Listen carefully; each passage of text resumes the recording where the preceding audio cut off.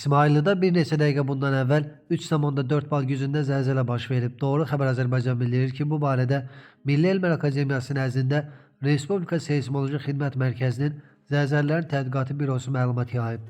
Bildirilib ki, zəlzələnin ocağı 4 kilometr dərinlikdə yerləşib. Zəlzələ episentrdə 4 bal, Baskal, Lağıc qəsəbələrində, Əhəng kəndində və ətraf yaxın yaşayış məntəqələrində isə 3 bala qədər hiss olunub.